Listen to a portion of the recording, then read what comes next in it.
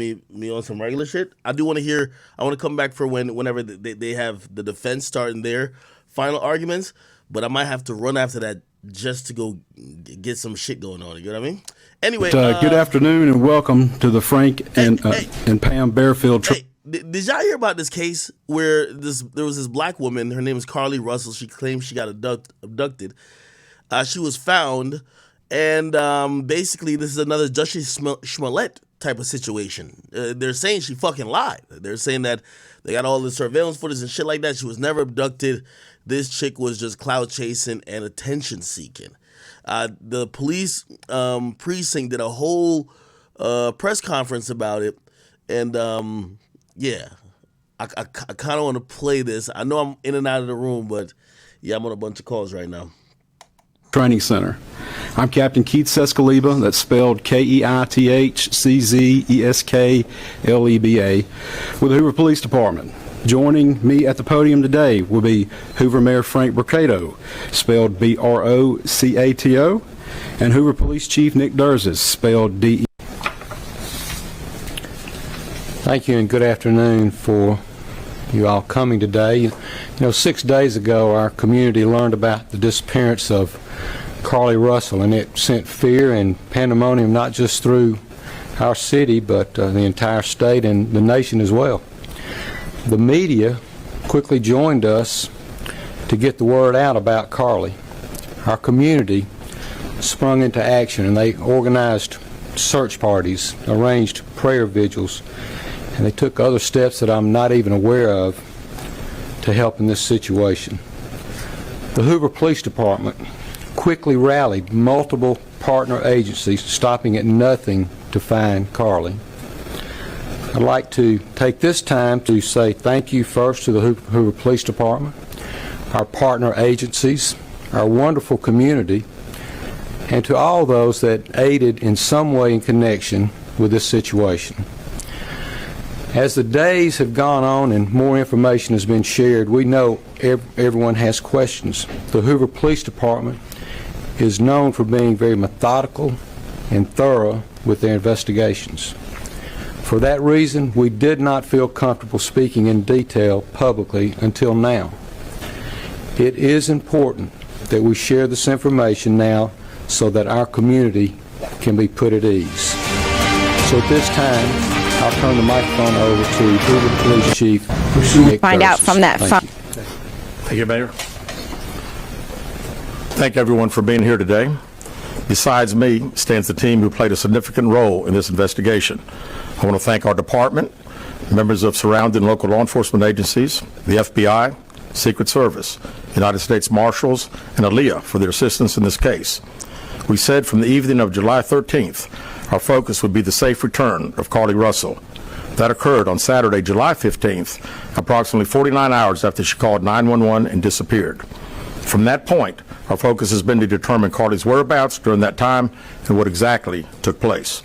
Let me say up front, this investigation is not over. We're still working this case, and we'll be working this case until we uncover every piece of evidence that helps us account for the 49 hours that Carlee Russell was missing. However, through the public interest, and in some cases, public fear that this story has generated, we owe it to our citizens to tell them the facts that we have uncovered. So I will give you the facts that we know today. On July 13th, at approximately 8:20 p.m., Carlee left work from a business at the Summit. Surveillance video from her place of employment shows Carlee concealed a dark-colored bathrobe, a roll of toilet paper, and other items belonging to the business prior to her departure. She ordered food from Tzatziki's at the Colonnade and traveled there. She then traveled to Target on 280, where she purchased some granola bars and Cheez-Its. From there, she remained in the parking lot at that shopping center until 9:21 p.m. when she drove to I-459. Carlee communicated on her cell phone with individuals known to her while on her path of travel up to the point of calling 911 at 9:34 p.m. And at this time, we will play the 911 call in its entirety.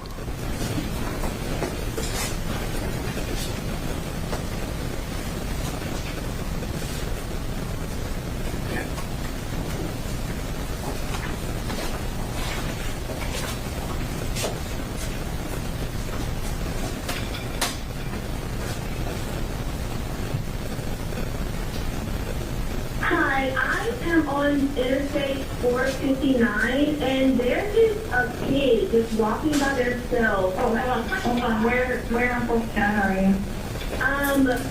I'm right next to the exit 10 by the Pepper Egg, like to get off by the Pepper Egg. Okay, so you're before that exit? Yes. Okay, and were you headed southbound or northbound? Like towards Tuscaloosa or towards 280? Towards Tuscaloosa. Okay, and was the child on the left or right side?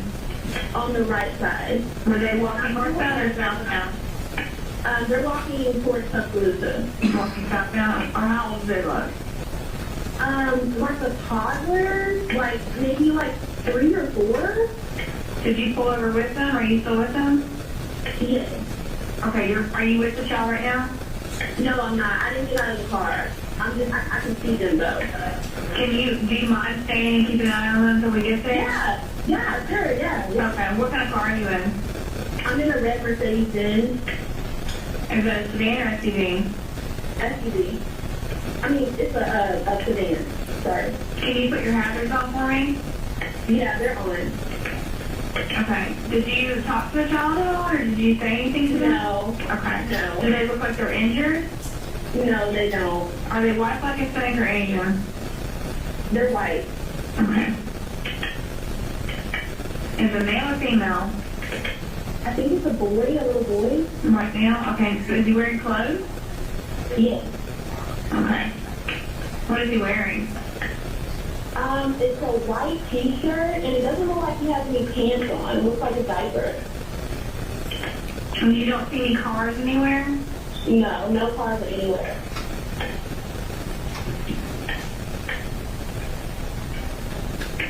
Okay. All right. What's your name? My name is Carlee Russell. And you don't see any injuries on the child from where you're at, correct? No, but I can't really see them that good. Okay, try to keep an eye on them for the best that you can, because I don't want you to lose track of them. Okay. All right, and do they have shoes on? No. Not that I can see. I can't really see that. Look. Okay. All right, I've got them on the way, okay? Just try to keep an eye on them, but officers are on the way, okay? Okay, thanks. Thank you. Okay, bye. Carlee called a relative after speaking with the 911 operator. She went missing during that conversation sometime after 9:36 p.m. Traffic camera footage was obtained which depicted this portion of the incident, and that footage was analyzed as part of the investigation in conjunction with the 911 call and cell phone data to accurately determine the time frame. Carlee's 911 call remains the only report of a child on the interstate, despite numerous vehicles passing through the area at that time. No one has called to report that a child is missing, and the Hoover Police Department did not locate any evidence of a small child walking down the interstate. Data from Carlee's phone, including her Life 360 app, shows that she traveled approximately 600 yards in her vehicle while she was on the phone with 911, stating that she was following a child. 600 yards. That is 6 football fields straight. 600 yards. The Hoover 911 Center received a second call from Carlee's mother stating that a relative was on the phone with her when they heard Carlee scream, and then they had an open phone line. Hoover police officers arrived on the scene within 5 minutes of being dispatched, and several other officers arrived shortly. They located Carlee's wig and cell phone in the grass near the vehicle. Her purse was located in the front seat of her vehicle with her Apple Watch in the purse. The food she ordered for Tzatziki's was also in the car. The items she purchased from Target, as well as the items taken from her place of employment, were not in the vehicle, nor were they located anywhere around the scene. Hoover police deployed all available assets from the point in the search for Carlee. Additional resources were called in to include our own drone unit, crime scene investigators. Numerous detectives responded to the scene. Throughout the day Friday, officers from surrounding local and federal agencies assisted Hoover police in the search for Carlee Russell. Officers returned to the scene on 459 to conduct a thorough line search for evidence. K-9 teams from the Jefferson County Sheriff's Department responded to check for any sign of Carlee. the child that she claimed to see, and anything else that could be considered evidence in this case. Those searches all turned up empty. Private citizens, including search parties organized by her family, friends, began looking everywhere that they could to find any trace. These searches took place throughout the day Friday and again on Saturday, yielding nothing. At 10:44 p.m. on July 15th, the Hoover 911 center receives a call from Carlee's residence stating that she returned home on foot. In subsequent investigations, detectives obtained surveillance footage of Carlee walking down the sidewalk alone prior to arrival at her residence. She was conscious and speaking with paramedics when she was transported to UAB. Detectives were able to obtain a brief statement from her prior to being treated and released. During the statement, she told detectives that while traveling down the interstate, she saw a baby walking down the side of the road and called 911. She stated when she got out of her vehicle to check on the child, a man came out of the trees and mumbled that he was checking on the baby. She claimed that the man then picked her up and she screamed. She stated he then made her go over a fence. She claims he then forced her into a car, and the next thing she remembers is being in the trailer of an 18-wheeler. She stated that the male was with a female. However, she never saw the female, only hearing her voice. She also told detectives she could hear a baby crying. Detectives, the male had orange hair with a big bald spot on the back. She said she was able to escape the 18-wheeler and fled on foot, only to be captured again and was put in a car. She claimed she was then blindfolded but was not tied up because the captor said they did not want to leave impressions on her wrists. She said that they took her into a house and made her get undressed. She believes they took pictures of her, but she does not remember them having any physical or sexual contact. She stated the next day she woke up and was fed cheese crackers by the female. She said the woman also played with her hair, but could not remember anything else. At some point, she was put back in a vehicle she claims was able to escape while it was in the West Hoover area. She told detectives she ran through lots of woods until she came out near her residence. During this interview, detectives noted that Carlee had a small injury to her lip, and she claimed that her head was hurting. She also had a tear in her shirt. Detectives also noted that she had $107 cash in her right sock. Out of respect for Carlee and her family, detectives did not press for additional information in this interview and made plans to speak with her in detail after giving her time to rest. Detectives continue analyzing data from Carlee's cell phone that was left behind at the scene. We enlisted the help of the United States Secret Service in conducting this analysis. Part of what data included several internet searches in the days leading up to their disappearance that I think are very relevant to this case. On July 11th at 7:30 a.m., the term, "You have to pay for an Amber Alert," was searched. On July 13th at 1:03 a.m., the day of her disappearance, the term, "How to take money from a register without being caught," was searched.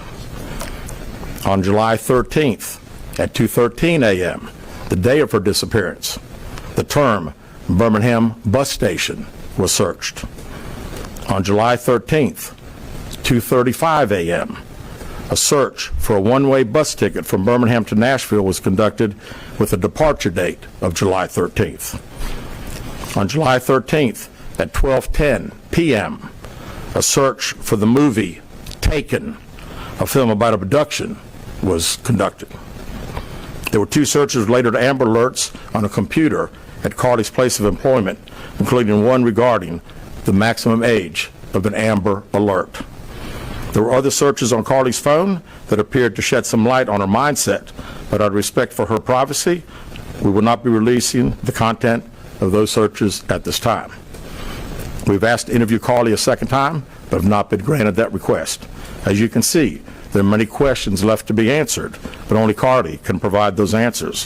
What we can say is that we've been unable to verify most of Carlee's initial statement made to investigators, and we have no reason to believe that there is a threat to the public safety related to this particular case. Thank you very much. With that, we'll open the floor for some questions. Please raise your hand and I will call on you. Carol. Chief, do you expect any charges against Carlee Russell in connection with the disappearance and in connection with what was taken from the Woodhouse spa? Right now, our focus is to determine those 49 hours, so the investigation continues. So to be perfectly honest with you, that hasn't even entered our mind or been discussed. One more question. Is it surprising to you that the family has not been cooperative in returning to be questioned? Well, I think the family has stated to us that they didn't think that in her mental state right now, because of trauma of the incident, that she's not ready to talk, is what we've been told. Go ahead, sir. Yeah, question for Chief. You stated that the abductor had orange hair. Was this abductor black male? Was it female? Black female? White female? I believe it's a white male. Am I correct by saying that? Was it ever? Yeah, white male. Is this alleged abductor yet on loose in the Hoover area? Don't believe so. Yes, ma'am. Chief Brittany Dion, WBRC. Has a toxicology report been done, and were any drugs or illegal substances found in her system? We have no report of that. Is any indication of mental illness in this case? There's been a concern in the community that if this turned out not to be a true story, that the next time a young woman of color was missing, that it might not be taken seriously. How would you respond to that? I'd respond to say that we investigate every crime to the fullest, just like we have this one. Was she traveling with anyone? Excuse me. Was she traveling with anyone since the time she disappeared, to your knowledge? And not to my knowledge. Chief, I know you said you weren't able to verify a lot of aspects of the story. Where do you think she went, and how would you characterize what happened to her? You know, that's the $100 question. You know, we pretty much know exactly what took place from the time she left work until she got on the 911 call, and we can see getting out of the car on the interstate from that footage. And after that, I think she only knows. We don't know. Well, one quick follow-up. Her parents. Did you speak with Carlee's parents, and why do you think it is they were so adamant that there was an abductor? Yeah, I think parents are believing what their daughter's saying, and we've had a very good rapport with the parents, met with them on several occasions. I've talked to them today a few times, and to make them understand that we're under pressure from our community, not only in our community of the state, but nationally when the story hit. And I just wanted them to understand that today we were going to have a press conference, and what we were going to detail today are facts. And everything that I've told you today is actual facts. It's not innuendos. It's not what I think. It's not what these detectives think. It is the factual information that we have. Chief, Audrey Robinson, WBRC. How much time do you think you'll give the family before going back to Carlee for sentencing? Well, I think our detectives have talked to the parents, and we're ready. We're ready to talk as soon as she's ready. So, you know, she called right now. We're ready. You've had one word to describe what went on. What would that be? How about unknown? You know, we know the facts that we have. Everything else is unknown at this time. In the back. What have the past few days been like for you, your department? This has been a stressful search, hasn't it? Well, absolutely. And again, the focus of the investigation that Thursday, when she went missing, of course, the focus was to get Carlee home. That's what we want all. We wanted her safe and sound. And that's all happened. And then, of course, this has gotten to be not only a local, state story, but a national story. So, you know, it is. It's a lot of stress on everyone in the Hoover Police Department, and the mayor, to every citizen here. We want to know the truth. As you stand here, are you frustrated? I wouldn't say I'm frustrated. I mean, I'm very happy that Carlee's home. That was the main ingredient here, and then we'll figure it out. I promise you that. We'll end up figuring it out. Any idea about the number of manpower hours or the expense of the drones and all the rest of the search that might have cost the city and the state and the federal government? Yeah, we haven't had time to consider that, but it's you know, again, these detectives that are here, this is just a small group of people that have been associated with this case. We have put every available resource that we have on this case because we wanted to make sure that we found out everything. We wanted to get her home, and we have. Was there any prior indication of mental health problems? Not that I'm aware of. Can you just expand on the people from the state, federal resources brought in? What were they doing exactly as you all were searching for her? Can you just expand on that? Sure. A lot of the from the FBI side, several agents helping us interview. I mean, as you well know, in a case like this, especially when it goes national, we got hundreds and hundreds of calls. And when you get those calls, some of them may just be outlandish, but you've got to follow up on them, because you never know that you may get that one tidbit. And I'd also say too that we had a great cooperation with the family. The family received hundreds and hundreds of tips, and every time they got a tip, they sent it to us. Would you say a crime has been committed in this case? We have not determined that, no. Keith Mims, WAGG 610 Summit Media. Question for Chief.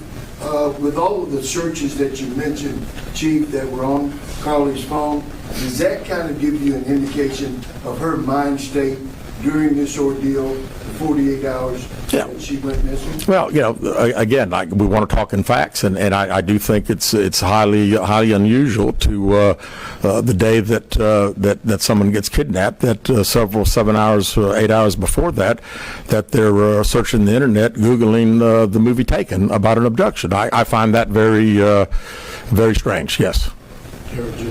Yes. Do you feel confident, do your investigators feel confident that you know why Carlee Russell may have done this? No, we do not know. Absolutely not. Chief, can you explain for us, you mentioned that while I believe you said that Carlee was on the phone with 911, she was traveling 6 football fields, which tells you what? Which tells me that I've had kids, and I'm sure a lot of people here have, and it's very, again, she said it, and I'm not saying it couldn't happen, because I've always been one of these guys, you never say never, but 6 football fields. I like athletics, I like football. 6 football fields. To think that a toddler, barefoot, that could be 3 or 4 years old, is going to travel 6 football fields without getting in the roadway, without crying, without any just moving down, it's just very hard for me to understand. Chief, have you used any technology to enhance the video from 459, and did you see a man grab her? We did not see, from what we can tell. We don't see anybody on the interstate other than her car and then someone getting out of her driver's side.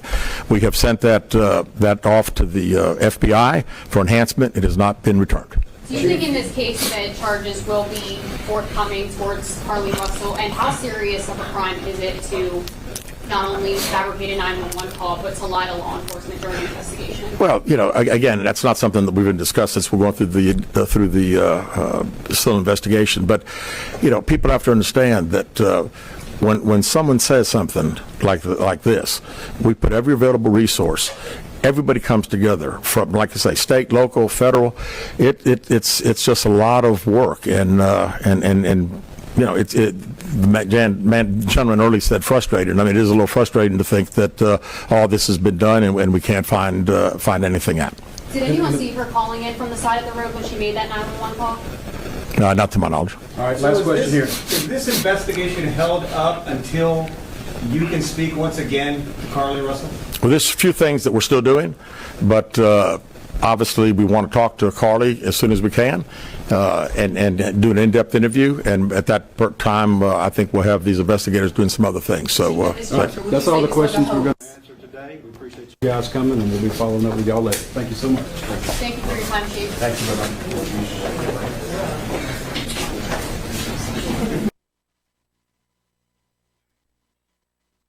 All right, man. Another cloud chasing individual. It appears that this woman staged some type of, abduction. Not too sure what the goal was, but the police have uncovered it that she was never abducted at all. Sound like also there was a kid involved. I don't really know the full story. I've just kind of got onto it, but I ain't gonna lie, man. Listen, I get we have a racial dynamic in the United States. I get a lot of times people say African Americans' voices aren't being heard, whether it's when we speak up about police brutality and other things.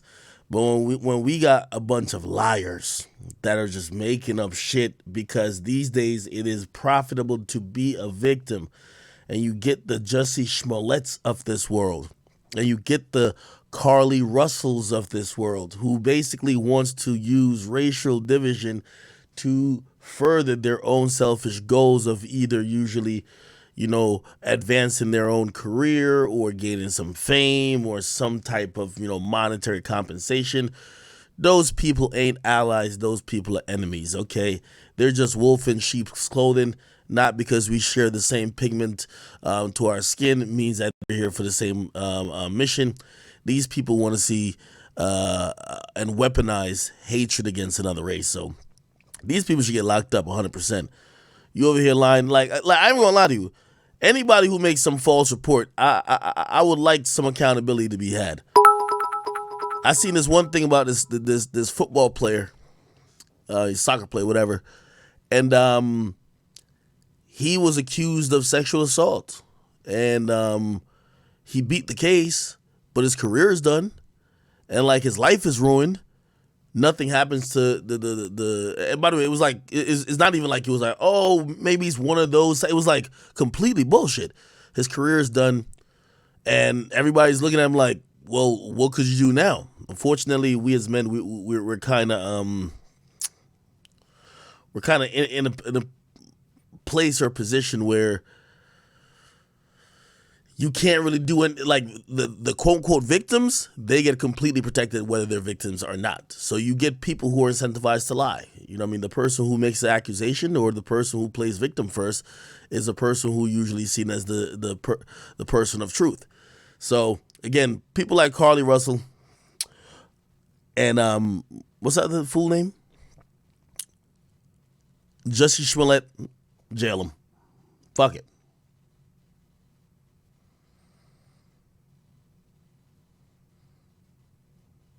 What the oh, somebody said that's not true. Mendy just got a contract with.